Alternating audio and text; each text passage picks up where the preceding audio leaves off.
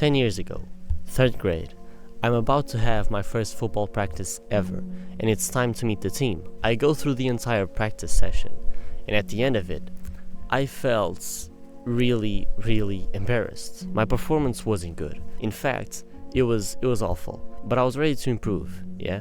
I was ready to improve through time. I start walking towards the locker room, I was really embarrassed. But before I could get there, I get pulled aside by one of the guys. I ask him, "You need anything?" And he kind of smiles at me, and around 2 or 3 seconds later, he tells me, "I have never seen such an awful player like you. You may as well quit today, or you'll just be damaging the team." At the time, I don't even think I said anything back. I was paralyzed. I remember on my way home, my mom asking me how practice was, and I just told her, yeah, it was great. While on the inside, I was completely destroyed. But he was right, At this point, I must have been 7 or 8 years old, and all of the skill that I had been learned by purely playing at school with other guys. I wasn't awful, but compared to the guys in my team who already played professionally 2 or 3 years ago since they were 5, I was behind. I was extremely behind, and I could definitely notice that every single one of the kids was better than me, and I didn't like that.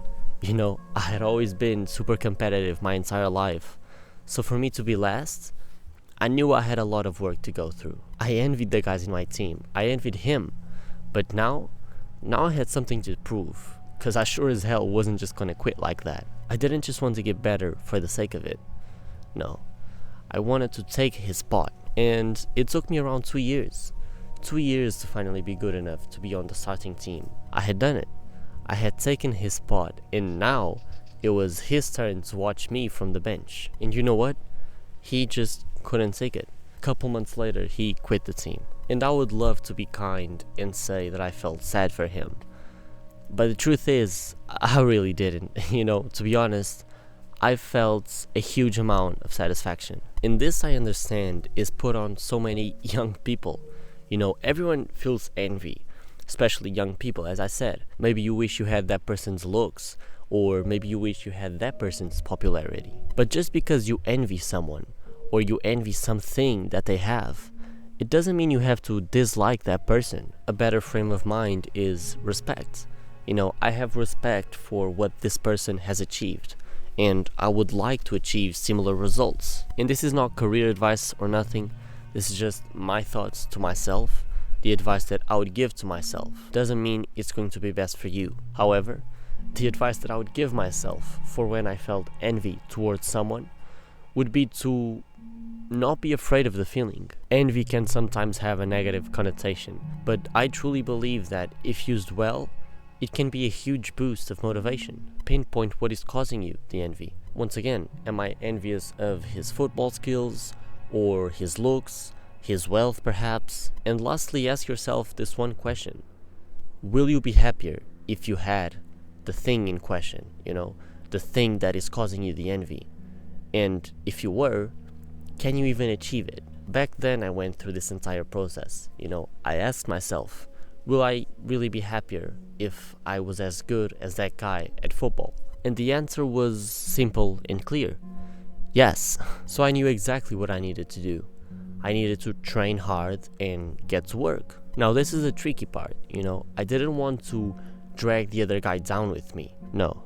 I wanted to elevate myself to his level. And this, I believe, is what generates the negative connotation with the word envy. Sometimes I hear the phrase, "Oh, this person envies me, so they don't want me to be successful." And unfortunately, even though a lot of the times this statement is true, it doesn't do justice to the word. Envy is a desire to have a certain thing belonging to someone else. It is not to make the other person lose that quality or that possession so that you are now both even. Envy is an automatic process, You can't control it. You're living your life and you see someone that has a quality that you would like to possess. That's envy, especially as a man.